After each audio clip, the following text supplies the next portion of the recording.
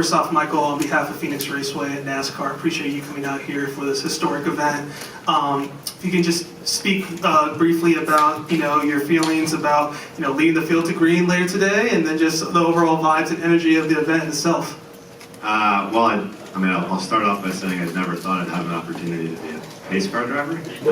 So I'm pretty pumped for this. This is my first NASCAR race, and my wife and I have been talking to try to get out to this raceway for, I guess we've been here for, this is our 9th year, so we finally made it out. We're super excited. We have one of our kids here now. We have the other 3 coming in shortly. Went out and did the test lap. It was kind of fun going 100 miles an hour. I wasn't driving during this part, but sitting in the front seat going 100 miles an hour in a Camry on this track was pretty exhilarating. It only makes me think about what these guys are going to go through. These athletes are going to go through out there going, 130 to 160 miles an hour around this track. Mind blowing to me, and excited to see who wins the cup. All right, well, we'll begin opening up to questions. If you have one, please raise your hand. We'll do our best to get a mic to you. We'll start up here with Zach, and then we'll go to Jenna. Don't ask me technical stuff, guys. Come on, please. This is Extra Neal at NASCAR.com.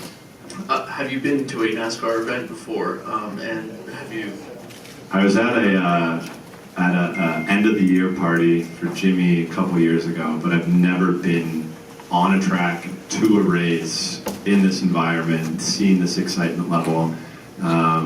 Walking today, just walking through, I guess, I'm not going to know what it's called, but where all the garage, yeah, sorry, thank you. Yeah, again, technical aspect, not good for me.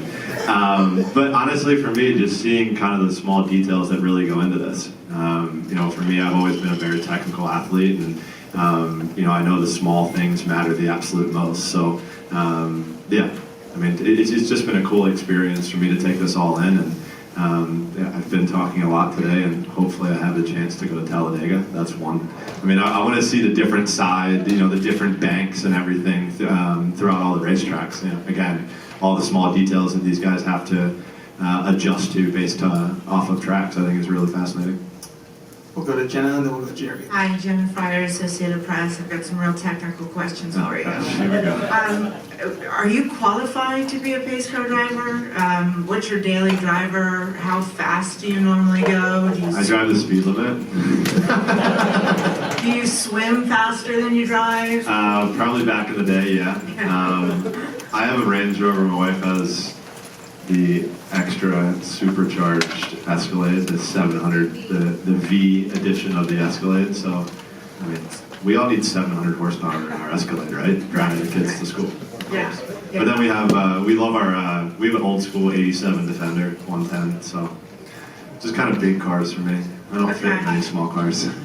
But do you feel confident that you Yeah, I did a couple test laps out there where I was driving myself. I'm happy I'm not going to try to go 100 miles an hour like the driver was with me. But yeah, 45 to 60, I think I can handle those speeds around this track, and I've already done a few laps. So yeah, looking forward to it.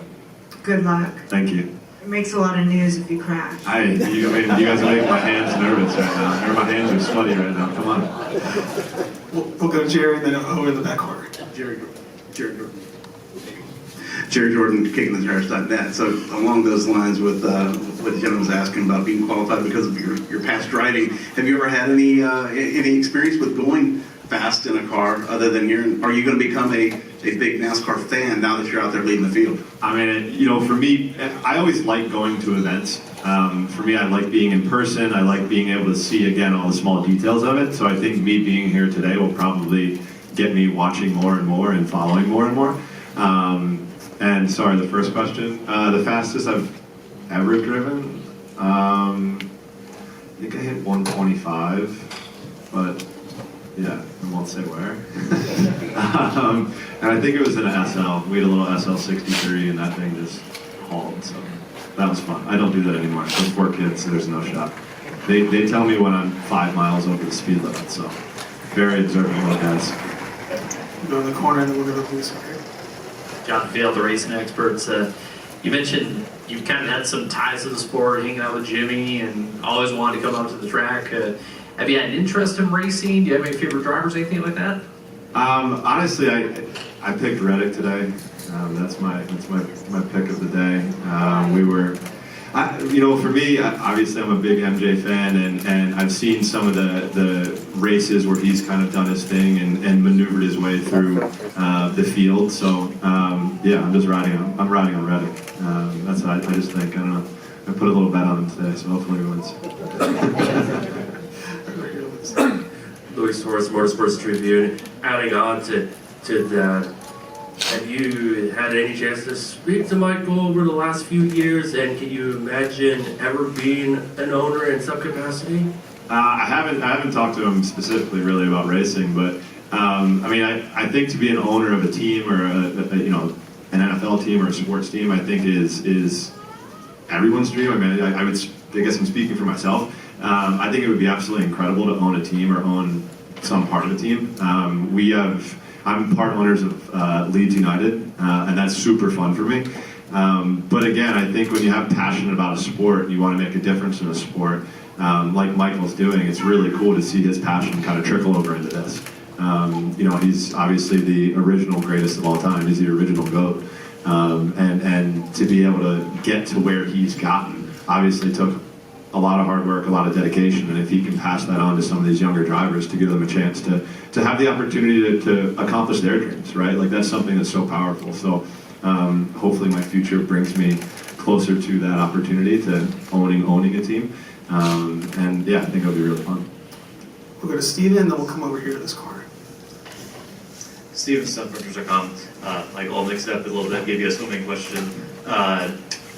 As we go to the Worlds in Singapore next year in LA in 2028, who are the swimmers you're most looking forward to watching and seeing them progress in the Obviously, I'm pumped to see Leon continue on his path wherever that leads him. There are going to be a lot of up-and-coming swimmers. For me, I'm excited just to see what the U.S. team does. I think we had a couple great swims this past summer, but not as many as we typically do. So, for me, hopefully the swimmers can use this kind of as motivation.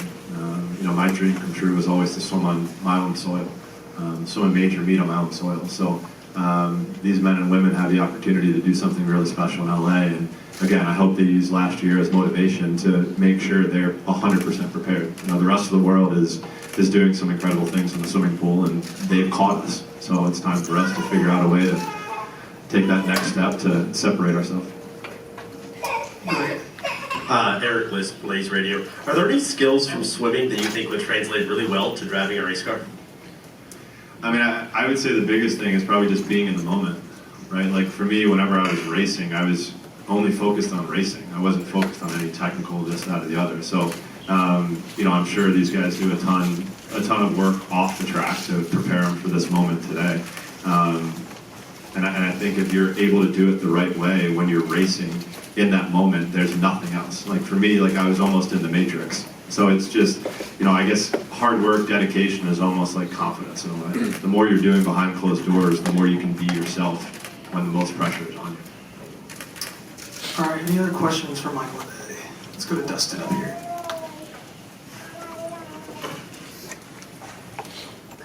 Dustin Long, NBC Sports. A swimming question.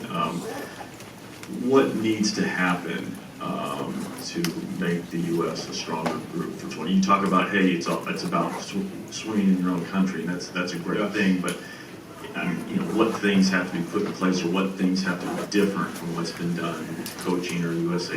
I think there have been a lot of leadership changes that have already occurred at USA Swimming, and to me, that was something that needed to happen a long time ago.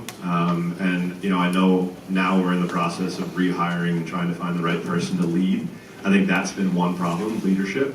Throughout my career, we had amazing leaders that were always there and always helping us every step of the way, and I don't know if that was the case the last two Olympics. So I think it starts from the top down, and the athletes, obviously we have some of the most talented athletes on the planet, especially in our sport. I think we probably underperformed a little bit last summer, and again, it's just leadership. All that stuff from the top has to change, and I am back involved. I was not as involved as I would have liked to have been since retirement. won't have to get into that here, but I'm very happy that I'm able now to just give my opinions and be able to be heard and hopefully be able to make a difference. You know, this is something that, you know, for me, I want this sport to continue to change and continue to grow. You know, I'm never going to step away from the sport without truly seeing that it reaches its highest level, and it's nowhere close to that now. So I'm happy that I have the chance to be a part of, hopefully, a good change for the future. Potentially, yeah. I mean, I don't know. I mean, I'm open for anything. I think those are some conversations that I'm in the process of having right now. Literally, I've got 2 texts yesterday morning going back and forth from some of the people on the board. So, you know, the communication is there, and it's awesome. Like it gives me hope that we're going to see positive change. And then we'll take one last question with Jen up here. Have you had any urge to maybe briefly come out of retirement to swim at LA? Not even like a relay? No, and I honestly, like, you know, if I really did want to do it, if I wanted to do it deep down inside, it truly would take 4 or 5 years for me to get back to where I need to be. With me being away from the pool as so much or so long as I have. In the sport of swimming, it takes you 2 days, well, for every day you miss, it takes 2 days to get back. So I've been out of the water for 8 years. So, you know, for me, it would be a lot harder than anything I've ever experienced. And to be honest, it's not in here. And if it's not in there, it's going to make it 10 times harder, and I'll never do it. I'd rather be with those 4 little homies over there and my family than putting myself through that again. I've done it enough. All right, well, Michael, like I Thank said, you. thank you for coming out and have fun today. No crashes.